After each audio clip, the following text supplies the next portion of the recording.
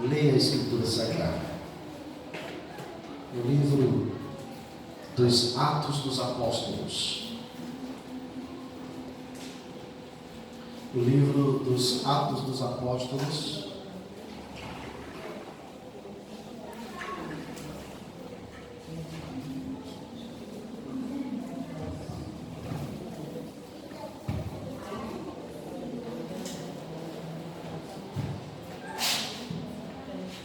Livro dos Atos dos Apóstolos.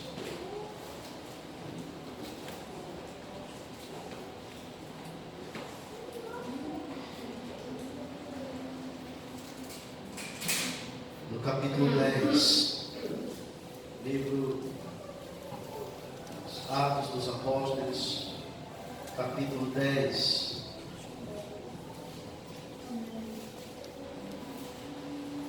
Capítulo 10.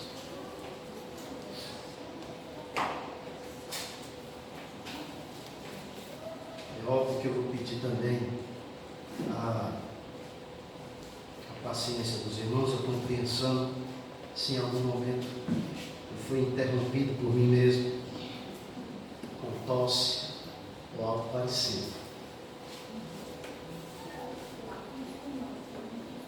Também no ar-condicionado, né? Mas eu prefiro tossir com frio do que suar no calor.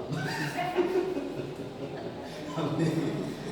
Mas eu prefiro tossir no frio do que ficar suando no calor, né? Suando no calor. Estamos felizes vendo a missionária Márcia. A gente teve ausente alguns domingos, mas estamos já com saudade dela.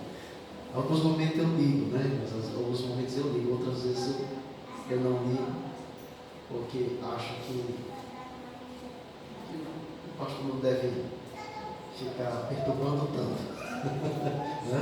O pastor não deve perturbando tanto, mas orando, com certeza. Então é melhor perturbar mais a Deus do que os irmãos.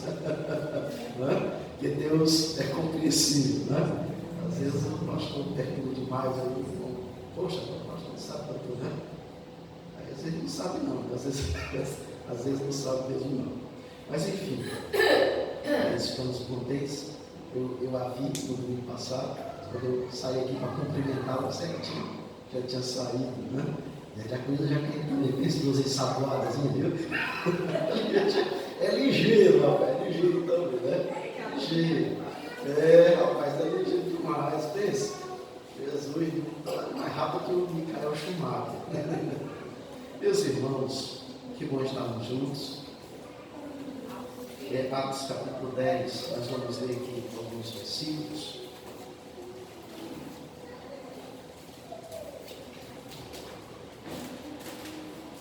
Vamos ler alguns versículos desse texto. A partir do verso 25. Atos 10, a partir do verso 25.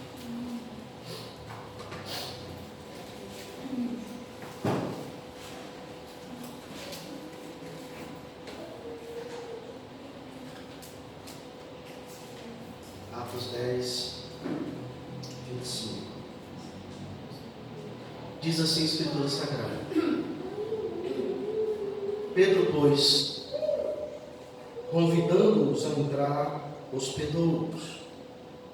No dia seguinte, levantou-se e partiu com eles. Também alguns irmãos dos que habitavam em Jope foram em sua companhia. No dia imediato, entrou em Cesareia. Cornélio estava esperando por eles.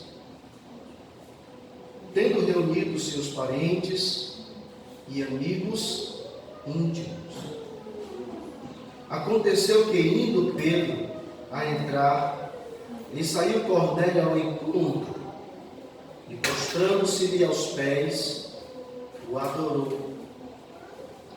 Mas Pedro o ergueu, dizendo: ergue-te, que eu também sou homem como tu.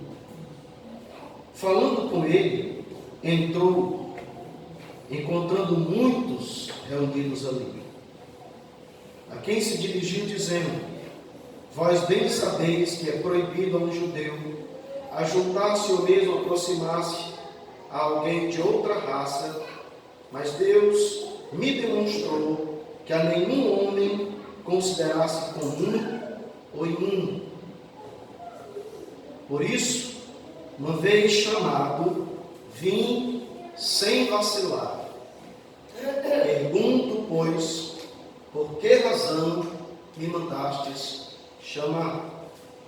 Respondeu-lhe Cornélio: faz hoje 4 dias que por volta desta hora estava eu observando em minha casa a hora nona de oração, e eis que se apresentou diante de mim um varão com vestes resplandecentes.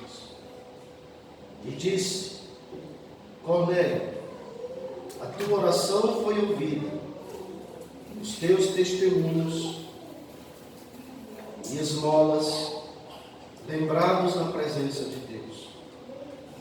Manda, pois, alguém a Jope a chamar Simão, o sobrenome Pedro. Acha-se este hospedado na casa de Simão, um curtidor, que reside à beira-mar. Portanto, sem demora mandei chamar-te, e fizeste bem em vir. Agora, pois, estamos todos aqui, na presença de Deus, prontos para ouvir tudo o que te foi ordenado da parte do Senhor. Então falou Pedro, dizendo: reconheço por verdade que Deus não faz acepção de pessoas. Pelo contrário, em qualquer nação, aquele que o teme e faz o que é justo, lhe é aceitável. Esta é a palavra que Deus enviou aos filhos de Israel, anunciando-lhes o evangelho da paz, por meio de Jesus Cristo. Este é o Senhor de todos. Vós conheceis a palavra que se divulgou por toda a Judéia, tendo começado desde a Galiléia, depois do batismo que João pregou. Como Deus ungiu a Jesus de Nazaré com o Espírito Santo e com poder, o qual andou por toda parte, fazendo bem e curando a todos os oprimidos do diabo, porque Deus era com ele. E nós somos testemunhas de tudo que ele fez na terra dos judeus e em Jerusalém, ao qual também tiraram a vida, pendurando-o no madeiro.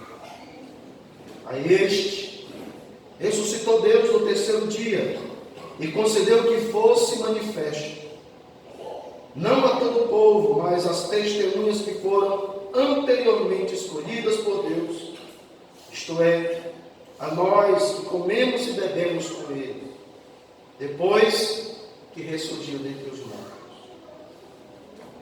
E nos mandou pregar ao povo e testificar que ele é quem foi constituído por Deus, juiz dos vivos e dos mortos.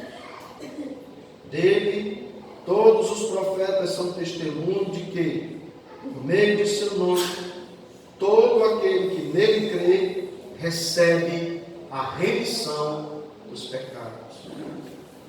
Ainda Pedro falava: estas coisas desceu o Espírito Santo sobre todos os que ouviam a palavra.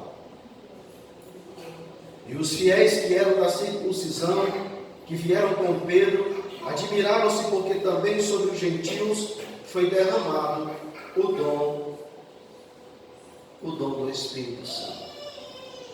Querido Deus, nós estamos em tua presença e já louvamos o teu santo nome. Ilumina o nosso entendimento, a fim de que nós possamos proclamar e anunciar o Evangelho, o Santo Evangelho de nosso bendito Redentor, o Senhor Jesus Cristo. À medida em que o teu Santo Espírito prepara os nossos corações, ilumina nossa mente e aguça os nossos ouvidos, para que ouçamos, compreendamos e aprendamos da tua palavra. Por Cristo Jesus e em Cristo Jesus nosso Senhor. Amém. E graças a Deus. O Meus queridos irmãos, o livro de Atos registra uma narrativa dos primórdios da igreja de nosso Senhor Jesus Cristo. Um período de cerca de 30 anos, onde Cristo continuou a fazer prodígios e maravilhas e a proclamar o seu santo evangelho por meio dos santos apóstolos e dos discípulos, a quem ele mesmo chamou, a quem ele mesmo restaurou, a quem ele mesmo transformou e os compeliu pela graça e pelo poder do Espírito Santo para alcançar as nações, para alcançar todas as pessoas com o evangelho da paz, com o evangelho da graça de Deus. E em verdade, nós podemos afirmar, indubitavelmente, de que este livro tem a autoria de quem o próprio apóstolo Paulo chama de o médico amado, Lucas. A carta aos Colossenses, no capítulo 4, a partir do versículo 14, o apóstolo São Paulo chama Lucas de o médico amado. E na verdade, este é já um segundo livro que compreende a uma obra de 2 volumes, cujo primeiro volume é aquele a quem nós chamamos ou conhecemos como Evangelho segundo Lucas. Nós percebemos essa uniformidade e a autoria para ambos os volumes como sendo de Lucas, o médico amado, porque os versos do capítulo 1 de ambos os volumes tem uma semelhança impressionante, onde Lucas cumprimenta e saúda a Teófilo, provavelmente um gentil, nobre, e que financiou as pesquisas de Lucas para escrever esses 2 volumes. Eu chamo a sua atenção e te convido para apreciarmos o texto em Lucas capítulo 1 e o verso 1. Diz assim as Escrituras: visto que muitos houve que empreenderam uma narração coordenada dos fatos que entre nós se realizaram, conforme nos transmitiram os que desde o princípio foram deles testemunhas oculares e ministros da palavra. Igualmente a mim me pareceu bem, depois de acurada investigação de tudo desde sua origem, dar-te por escrito, ó excelentíssimo Teófilo, uma exposição em ordem, para que tenhas plena certeza das verdades em que foste instruído. E quando nós transpomos desse texto, e agora anelamos com os nossos próprios olhos, nos deleitarmos do texto de Atos dos Apóstolos, percebemos a semelhança no verso 1, do capítulo 1, quando assim diz a Escritura: escrevi o primeiro livro a Teófilo, relatando todas as coisas que Jesus começou a fazer e a ensinar. Sem sombra de dúvidas, meus queridos irmãos, quer seja o Evangelho segundo Lucas, quer seja o livro de Atos dos Apóstolos, nós temos aqui a clara certeza, convicção baseado na própria Escritura, que trata-se do mesmo autor que escreve esses 2 volumes. E obviamente que há mais semelhanças do que diferenças, do que distinções. Mas se pudéssemos estabelecer uma diferença entre ambos os volumes da literatura lucana, a qual ele escreveu compelido pelo Espírito Santo, poderíamos afirmar que no Evangelho, Lucas escreveu tudo aquilo que Jesus fez e ensinou.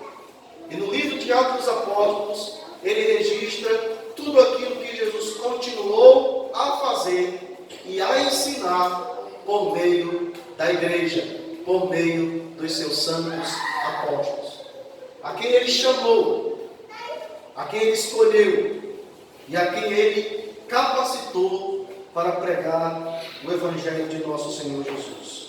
No versículo 8 do capítulo 1 está a palavra de Cristo sobre suas vidas, concedendo-lhes autoridade, concedendo-lhes poder, concedendo-lhes a graça para que eles fossem testemunhas eficazes, testemunhas genuínas, testemunhas operosas do Evangelho de Cristo Jesus.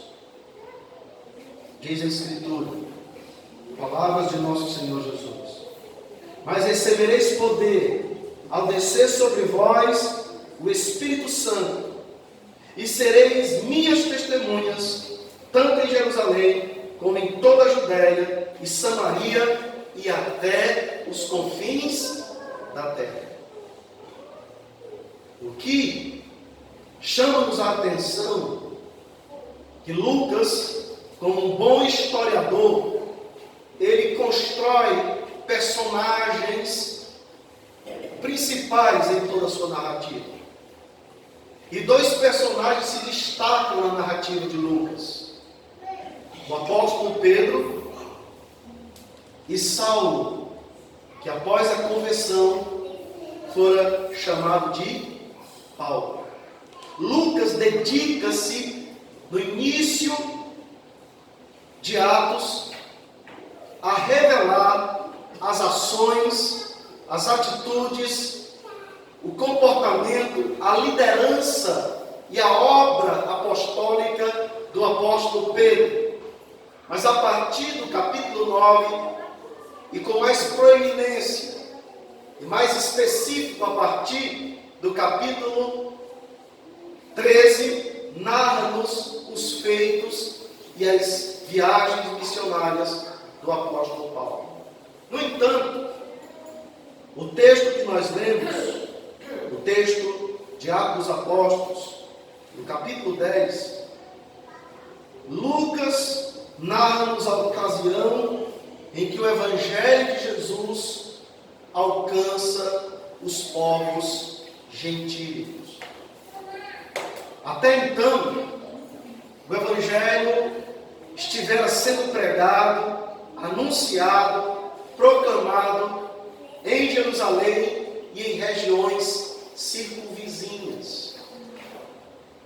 Mas a partir do capítulo 8, Paulo começa, ou melhor, Lucas começa a narrar-nos, a escrever, quando o apóstolo Pedro é chamado a Samaria, pois o Evangelho estava sendo pregado ali pelo evangelista Filipe e muitas almas haviam se convertido ao Evangelho. Logo depois, ele vai à cidade de Cesareia, ou melhor, à cidade de Jope, e ali também o ministério que ele opera pelo Espírito Santo, pela graça de Deus, é prodigioso. Ele ora, e um homem paralítico é curado. Ele ora, e uma mulher chamada Tábita, ou Dorcas, é ressuscitada pelo poder do Espírito Santo. Ele ora e a cura em nome de Jesus. Ele ora e em nome de Jesus os mortos ressurgem da sepultura, da escuridão da morte para a luz da vida. Mas então, nesse contexto, a palavra palavra de Deus revela-nos a ocasião que em Cesareia, uma cidade que fora construída e edificada por Herodes o Grande, e que recebera este nome em homenagem a César, o imperador romano, por isso era chamada de Cesareia, uma região que ficava no litoral, era uma cidade litorânea, e ali o pretório ou os prédios públicos da administração romana ali se encontravam. E a palavra de Deus nos revela que um homem chamado Cornélio, que era centurião da corte romana, era um homem temente a Deus, piedoso e que buscava o Senhor incessantemente. A palavra de Deus nos revela, irmãos, que Cornélio, um romano, centurião, quer dizer que ele controlava ou liderava uma guarnição de soldados romanos que era constituído de 100 homens, que compunha uma corte de 600 homens e que por sua vez compunha uma legião formada por 6.000 soldados. Um homem piedoso, temente a Deus, que dava esmolas e zeloso pelo nome do Senhor. A palavra de Deus nos diz que ele era prosélito. O prosélito era aquele gentio, ou seja, o não judeu, que se convertia à fé judaica, ou que cria no Deus de Abraão, Isaque e Jacó. Cornélio havia abandonado os falsos deuses, a falsa religiosidade politeísta dos romanos, e havia abraçado a fé que ele conhecera em Israel, a fé no Deus vivo, no Deus de Abraão, de Isaque e de Jacó. E diz o texto bíblico que na hora nona ele orava, quando lhe aparece um anjo do Senhor. E este anjo lhe concede instruções para que ele enviasse até Jope homens que chamassem a si a Simão, filho de Jonas, Simão Bar-Jonas. Mas, amados, há uma coisa curiosa, intrigante nesse texto que eu gostaria de compartilhar com vocês. Lembremos-nos de um outro personagem da Escritura Sagrada que estivera em Jope e que fora chamado por Deus para pregar a sua palavra. O profeta Jonas, que estivera em Jope, mas ao invés de ir a Nínive, pela vontade de Deus, para pregar a sua palavra, preferiu entrar num barco e partir para Tarsis, para longe da presença do Senhor. Séculos depois, agora, uma vez mais, em Jope, um filho de Jonas, não o Jonas profeta, mas Jonas pai de Pedro, que era como Jesus o chamava, porque o seu nome era Simão, está em Jope e recebe a revelação divina para acompanhar os homens que em breve haveriam de bater a porta da casa onde ele estava hospedado, para anunciar o Evangelho a um homem pagão, a um homem gentil. Mas, amados, o que é que esse texto tem a ver conosco? Eu quero compartilhar com vocês 4 verdades, ou 4 princípios que nós podemos encontrar nesse texto bíblico. O primeiro deles é a providência para o Evangelho. Eu quero chamar a sua atenção, irmãos, como a graça de Deus e o próprio Deus interviu e agiu para que o Evangelho fosse anunciado a Cornélio.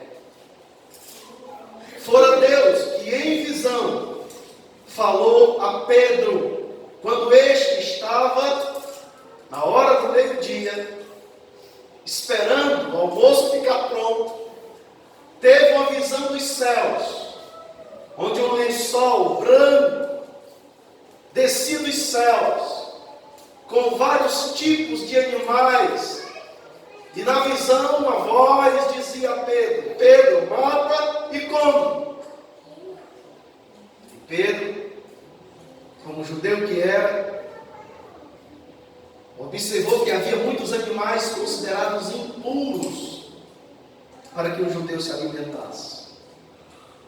E a priori ele disse: não, Senhor, não posso comer tal coisa. E a voz divina lhe repreende, dizendo-lhe: como podes rejeitar aquilo que Deus santificou?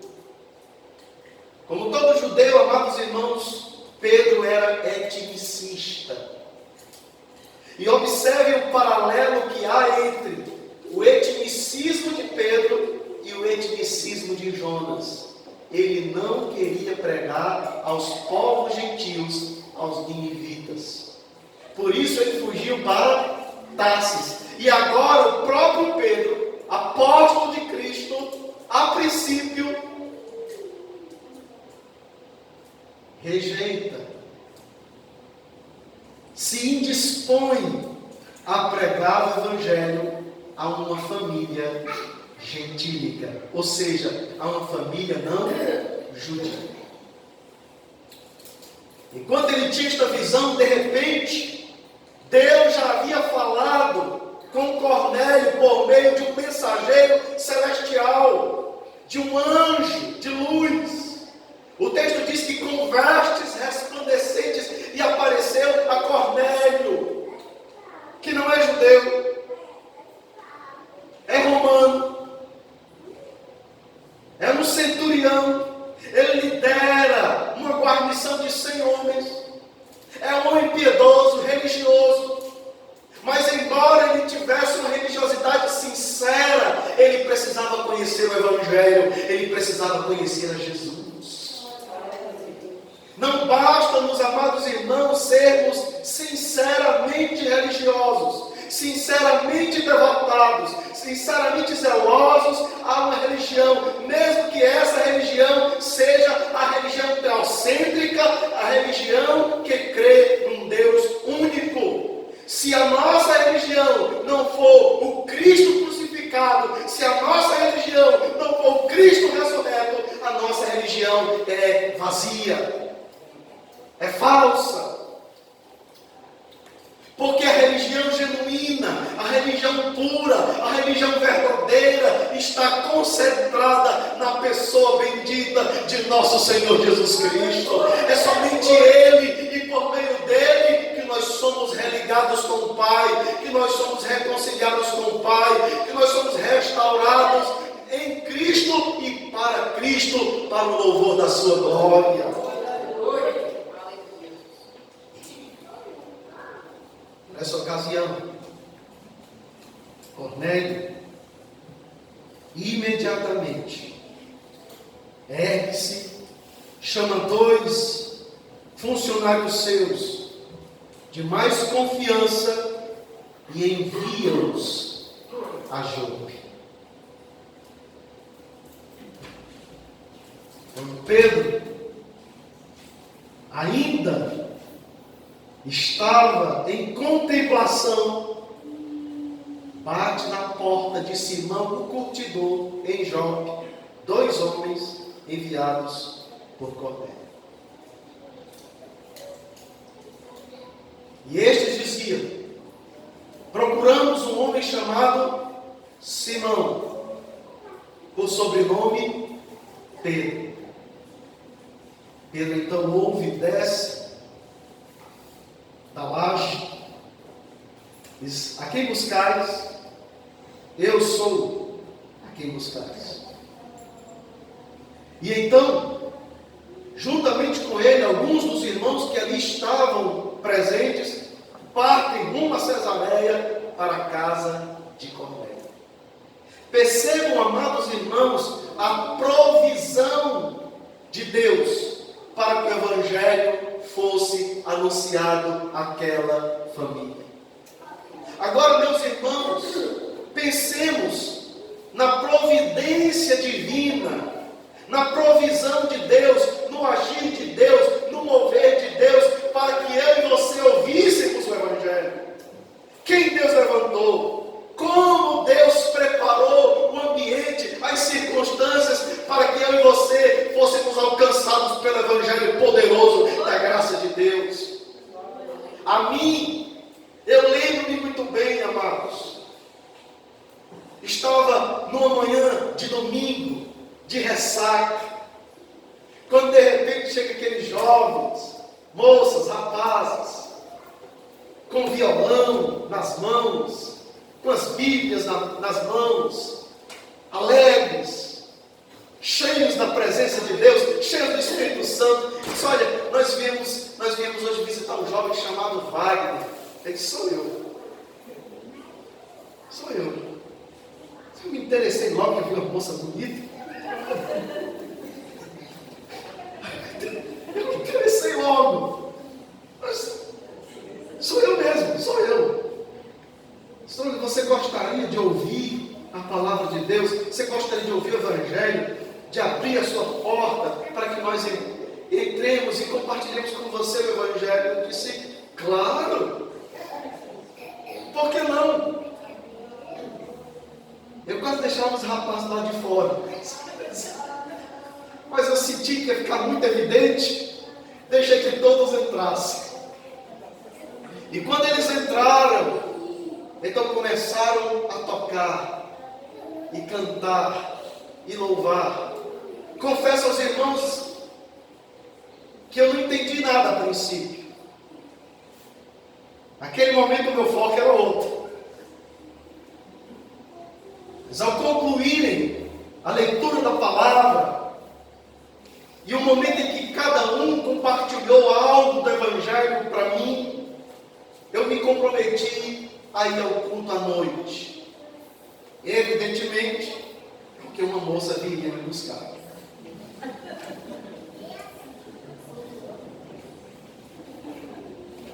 O culto começava às 6 horas. 5h30 eu estava lá na minha casa. E 5h30 eu já estava no pé do portão. E fui à igreja. Pediram para mim confessar a Jesus, eu disse: eu confesso. Confessei a Jesus como meu Salvador. Quando foi na semana, sabe, tem visita de jovens. Você vai? Eu disse: eu vou. Aí foi quando eu a conheci. Visita de jovens, eu vou. Fui uma pequena igreja, ainda menor do que a nossa comunidade, do que o nosso templo.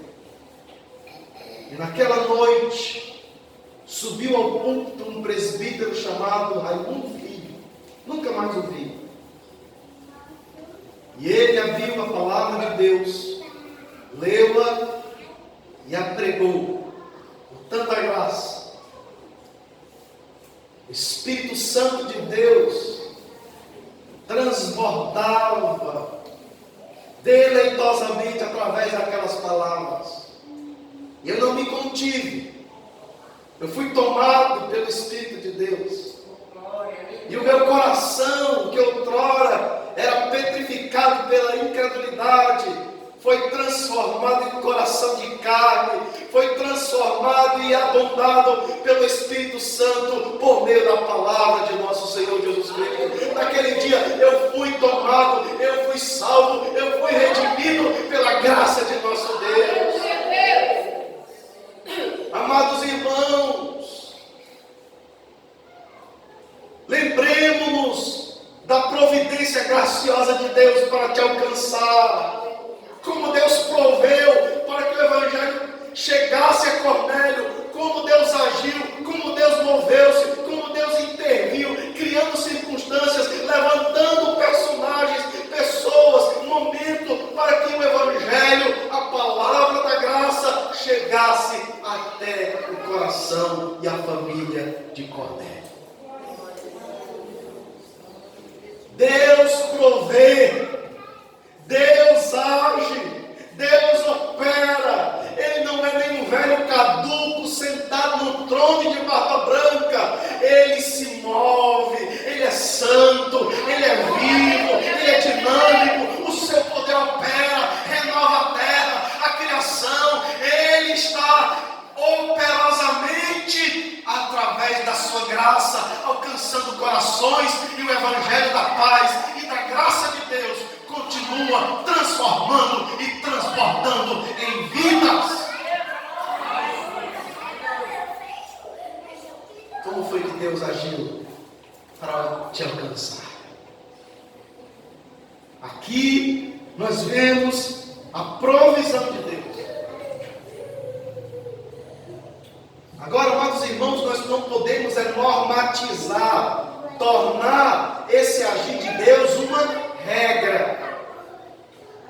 Ah não, eu só vou aceitar Jesus quando Ele me mostrar um anjo.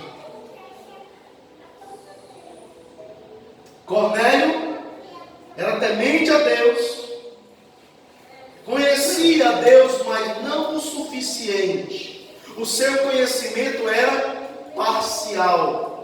Porque não há conhecimento de Deus genuíno se não for em Cristo Jesus, o nosso Senhor. É por meio de Cristo que nós conhecemos verdadeiramente a Deus. Porque é Jesus que nos revela ao Pai. Ele é o caminho, mas é Ele também que nos revela, que nos apresenta, que nos faz o Pai conhecido de nós. Ele que ilumina-nos e nos tira das trevas, dissipando-a e revelando a glória de nosso Deus Todo-Poderoso e gracioso.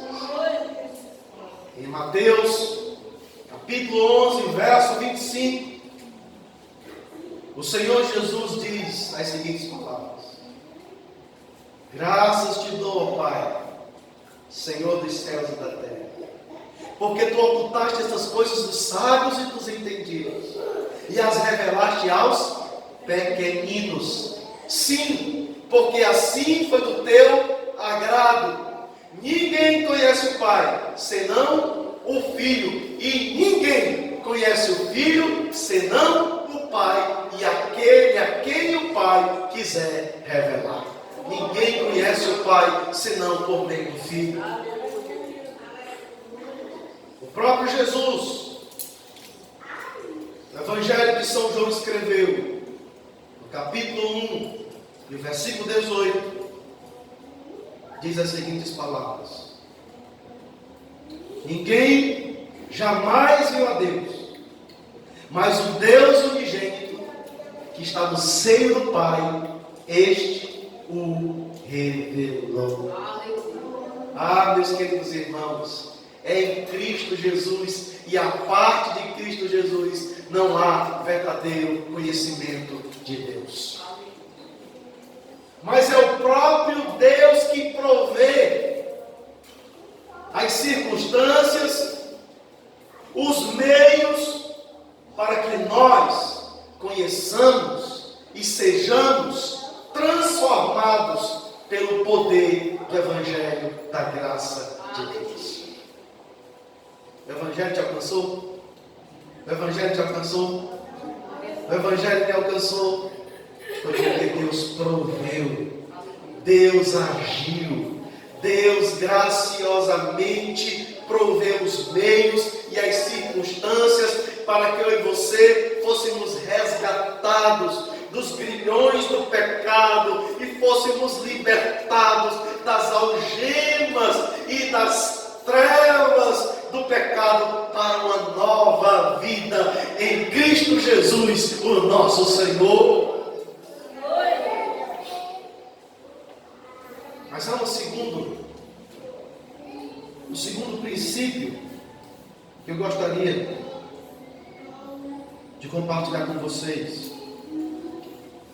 Se nós enxergamos nesse texto a provisão de Deus para o Evangelho, nós também conseguimos perceber a disposição tanto de Cornélio como de Pedro para o Evangelho. A disposição para o Evangelho. Cornélio estava disposto a ouvir e Pedro se dispôs a pregar. Percebemos claramente, o texto bíblico diz que Cornélio estava ansioso para ouvir a palavra de Deus. A partir do verso 23 até o verso 25 do capítulo 10 de Atos dos Apóstolos, percebemos essa verdade, esse princípio. Ele anelava por ouvir o Evangelho, mas Cornélio não queria ouvi-lo sozinho.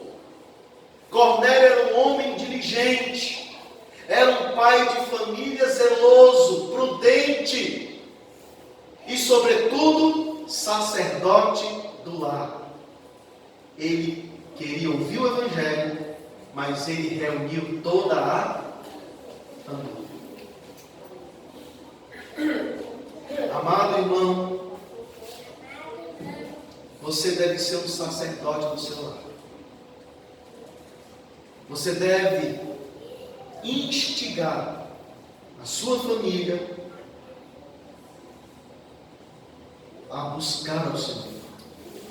Você deve se esforçar diligentemente para que a sua família, que está sob a sua responsabilidade espiritual, acolha o Evangelho, ame o Evangelho, viva o Evangelho, leia o Evangelho, seja transformada pelo Evangelho, anele pelo Evangelho.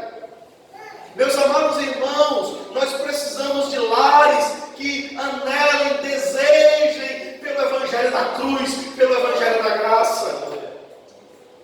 O que nós vemos nesse texto, irmãos, é o Espírito Santo sendo derramado sobre uma casa, sobre uma família que amou, ouviu o Evangelho e acolheu o Evangelho. Eles não foram para o templo, eles não foram para uma sinagoga, porque nós, como entes redimidos pela graça de Deus, e como partícipes de uma micro-sociedade que é a família, nós precisamos anelar pela presença de Deus em nossa casa. Nós precisamos anelar pela presença de Deus em nosso lar. A palavra de Deus nos diz, irmãos, que o Espírito Santo desceu sobre aquela casa, como havia descido lá em Pentecostes sobre os discípulos.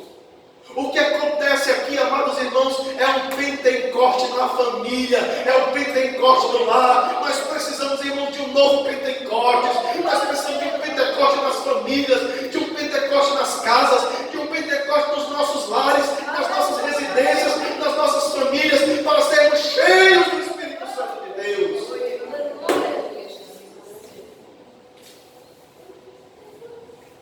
Famílias cheias do Espírito. Quando a família é cheia do Espírito, a igreja cheia do Espírito. Famílias cheias de ânimo na presença do Senhor, a igreja cheia de ânimo. Família viva no Espírito, a igreja viva no Espírito. Amados irmãos, nós não podemos tornar nossa devoção cristã restrita ao templo. Nós não podemos, irmãos, resumir, e nem temos o direito de fazê-lo, a nossa devoção a Deus apenas a dinâmica do culto público. Nós precisamos buscar a Deus em nossos lares. Nós precisamos amar o Evangelho em nossas casas. Nós precisamos ler a palavra. Nós precisamos voltar à prática do culto doméstico. Nós precisamos buscar a presença do Espírito Santo em nossa família, para que o Espírito Santo encha não somente a minha e a sua vida, mas encha a vida do seu irmão, encha a vida do seu filho, encha a vida da sua filha, encha a vida do seu neto, encha o Espírito Santo de Deus as nossas casas com o seu poder e a sua presença.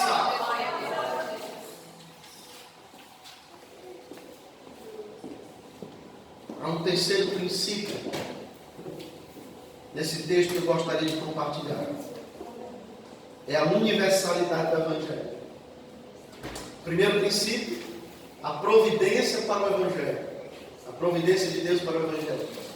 Segundo princípio, a disposição para receber o Evangelho. E o terceiro é a universalidade do Evangelho. Porque, amados, Lucas tem a intenção de revelar esse princípio. Ele vem narrando fatos no decorrer do livro de Atos que mostram esse princípio. Os discípulos a priori estavam circunscritos a Jerusalém, pregando o Evangelho em Jerusalém. É a partir do capítulo 8 que eles saem das fronteiras da cidade de Davi e rumam a Samaria. Filipe prega o Evangelho aos samaritanos. O poder de Deus e a graça de Deus opera através de Filipe. Almas se convertem ao Senhor. O Espírito Santo toma Filipe e leva-o a acompanhar um homem que era ministro da fazenda da Candace, rainha dos etíopes. E ali ele prega também o Evangelho. O etíope é alcançado pela graça de Deus e ele batiza em nome do Pai, do Filho e do Espírito Santo.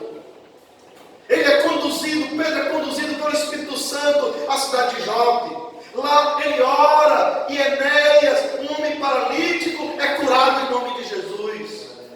Ele visita a casa de uma mulher piedosa que havia falecido, chamada Dorcas, ora e ela é ressuscitada pelo poder do Espírito Santo. Ele é levado à casa de Cornélio e então ela prega o Evangelho e toda a família de Cornélio aceita Cristo, acolhe o Evangelho e é salva pelo poder de Deus. Percebam, amados irmãos, que Lucas enfatiza a obra, o ministério de Pedro. E ele registra 3 milagres. A cura do paralítico Enéas, a ressurreição ou a ressuscitação de Dorcas, também chamada Tabita, e depois a conversão de Cornélio. A cura de um paralítico, uma mulher ressuscitada e a conversão de Cornélio. Mas sabe qual é o maior milagre? A conversão de Cornélio. Porque o maior milagre, irmãos, não é cura de uma doença física, nem tampouco de uma ressurreição de dentre os mortos, mas a ressurreição de uma alma que está sepultada em seus pecados e pela graça de Deus e pelo poder do Evangelho e em nome de Jesus é trazida a vida com Deus, a vida com Cristo. Amados, nós também estávamos sepultados em nossos pecados, mas graças a Deus e pelo poder do Evangelho nós fomos transformados, nós fomos renovados, nós fomos ressuscitados, nós fomos tirados da sepultura das trevas, da morte, para uma nova vida em Cristo Jesus, o nosso Senhor. Aleluia. Esse é o maior milagre.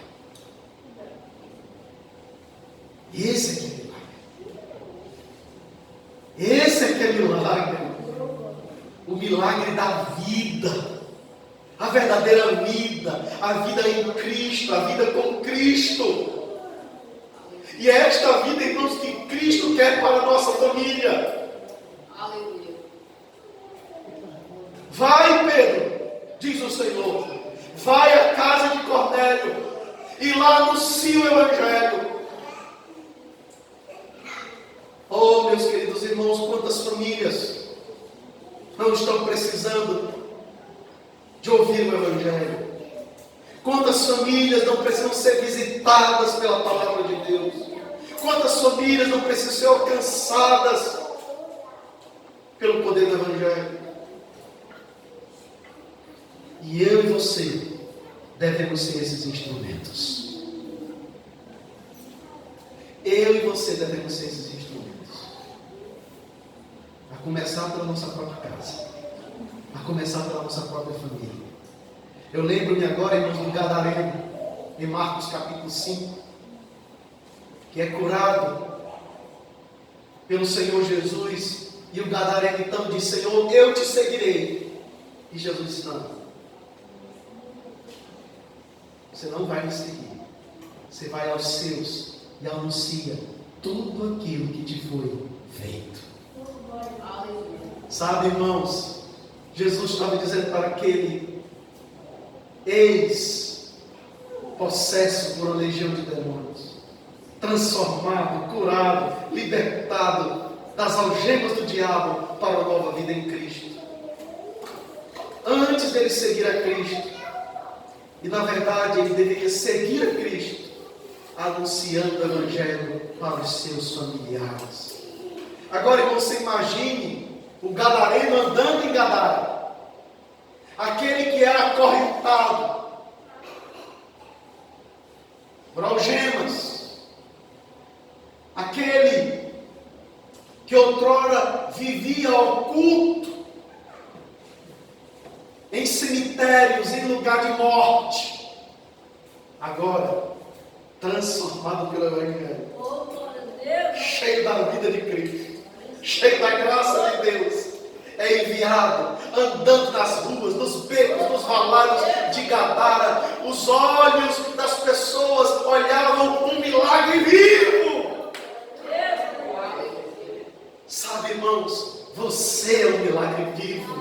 Você é um milagre vivo. Você que outrora estava nas esquinas, em bar, com litro de pioca na mão.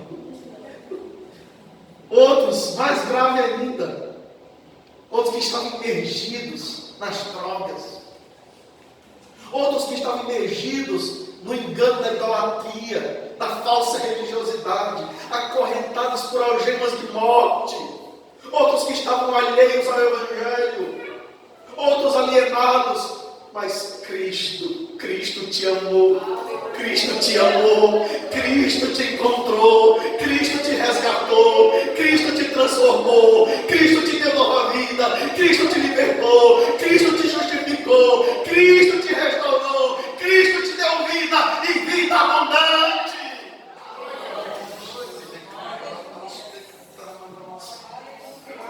Oh, aleluia! Glórias ao nome de Jesus. Glórias ao nome de Jesus. Veja bem, irmãos. Eu disse que o terceiro princípio que nós encontramos nesse texto é a universalidade do Evangelho. Pedro tinha que pregar o Evangelho para judeu. Pedro tinha que pregar o Evangelho para samaritano. Pedro tinha que pregar o Evangelho para gentil, romano. O Evangelho não é restrito a uma etnia.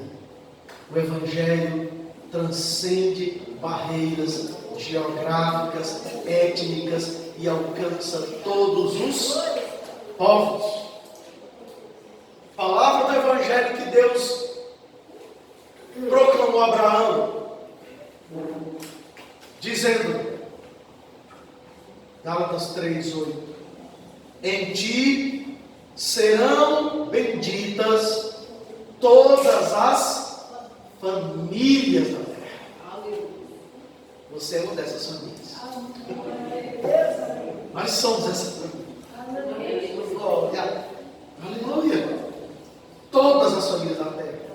Não são as famílias judias, não são as famílias japonesas, não são as famílias suecas, são todas as famílias indistintamente, porque Deus não faz acepção de pessoas. Olha aqui o verso 34 do capítulo 10. Então falou Pedro, dizendo: reconheço por verdade que Deus não faz acepção de pessoas. Veja bem, há um quarto princípio. O primeiro, a provisão de Deus para o Evangelho. Segundo, a disposição para o Evangelho. De Cornélio para ouvir e de Pedro para pregar.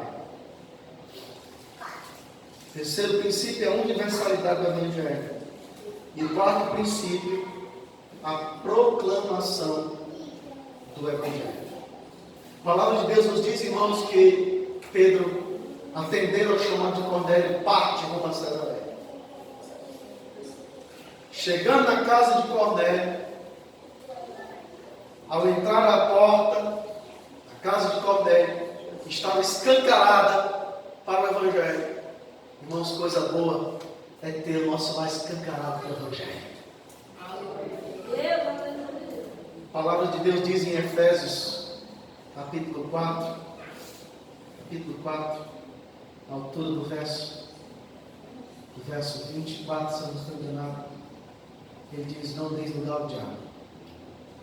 Até antes, no verso 24, não, bem antes. Não deis lugar ao diabo. Ora, amados irmãos, nós não devemos dar lugar ao diabo, mas ao Espírito Santo a gente deve dar lugar. Devemos estar com a porta na nossa casa, na nossa família, escancarada para o Evangelho de Cristo Jesus. Para o Espírito Santo habitar, operar, agir em nós e através de nós. A palavra de Deus diz que Cornélio estava esperando com toda a sua família. Meu querido, eu vou enfatizar mais uma vez o que eu já disse. Você, pai de família, você tem que ser o sacerdote da sua casa. Pastor, meu marido ainda não é crente, então você tem que ser a sacerdotisa. Você que tem a consciência do Evangelho, você é o instrumento que Deus vai usar para a conversão da sua casa, para a conversão da sua família, em nome de Jesus. Em nome de Jesus. E para isso Jesus te diz essa noite: eis que eu te dou poder para ser a minha testemunha. Para ser a minha testemunha. Na rua 20, na rua 21, na rua 22, na rua 23, na rua Emílio Gonçalves, ou em qualquer rua, avenida, beco, valado, você é testemunha do Senhor para a conversão das pessoas. Não podemos deixar. Veja bem, irmãos. Quando ele chega, Pedro entra na casa de Cornélio. A primeira coisa que Cornélio faz, se prostra diante de Pedro. Cornélio, irmãos, era um homem temente a Deus, mas ele ainda precisava crescer em graça e conhecimento da Evangelho. Irmãos, nós precisamos crescer no conhecimento do Evangelho. Quando ele se prostrou, e o texto diz que ele adorou a Pedro, Pedro imediatamente, no verso 25 e 26 do capítulo 10, Pedro diz: levanta-te, porque eu sou um homem como tu. Irmãos, Deus nos nivelou. Não é porque Pedro é apóstolo que Cornélio tem que se prostrar diante dele.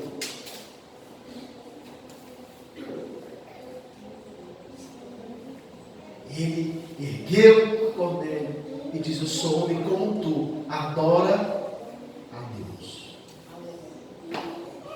Meus amados irmãos, nós temos que ter muito cuidado com o nosso coração, para que nós não venhamos a praticar idolatria velada, idolatria disfarçada de devoção, de termos o cuidado, pela graça de Deus, de não permitir que nada, nem ninguém tome o lugar, a honra e a devoção que devem ser totalmente, absolutamente, unicamente devotadas a Deus. Lembram de Cristo quando ele disse: olha, quem amar mais o pai, a mãe, ou o filho, mais do que a mim, não é digno de mim. O nosso amor, a nossa devoção tem que ser devotada tão somente a Jesus Cristo. Quando Cornélio entra a casa, ou melhor, quando Pedro entra a casa de Cornélio, ele prega o Evangelho. E esse Evangelho, irmãos, é pregado em 4 fases. Primeiro, a encarnação. Pedro diz a Cornélio: Jesus, o homem que foi usado por Deus com prodígios e maravilhas. Ele destaca primeiro a encarnação. Olha o verso 38. Como Deus ungiu a Jesus de Nazaré com o Espírito Santo e com poder, o qual andou por toda parte, fazendo bem e curando a todos os oprimidos do diabo, porque Deus era com ele. Primeiro, Pedro fala da encarnação. Segundo, da morte. Olha o verso 39. E nós somos testemunhas de tudo que ele fez na terra dos judeus e em Jerusalém, no qual também tiraram a vida, pendurando-o à morte. Terceira fase, ressurreição. Olha o verso 40. A este ressuscitou Deus no terceiro dia e concedeu que fosse manifesto. Encarnação, morte e ressurreição.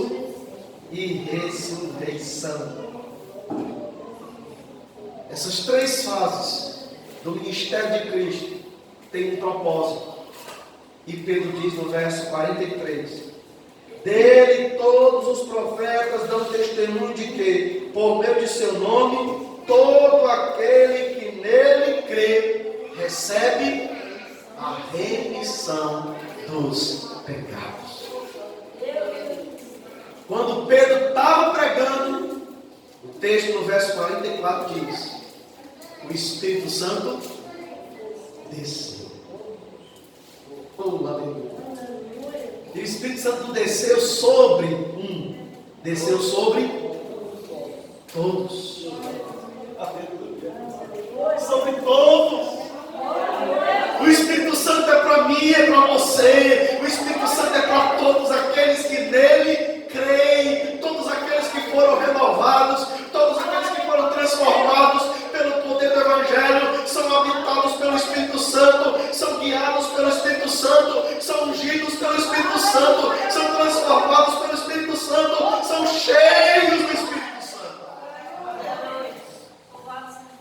O Espírito Santo desceu sobre eles. Quando eles ouviam a palavra. Irmãos, o que nós devemos aprender aqui?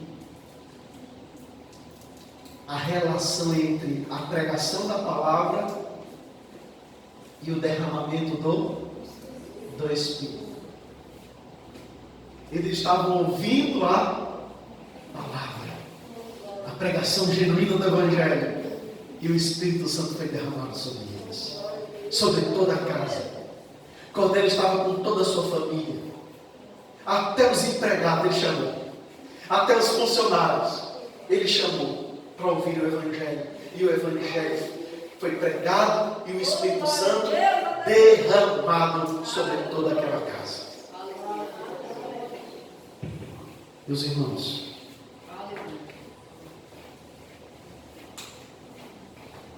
como é bom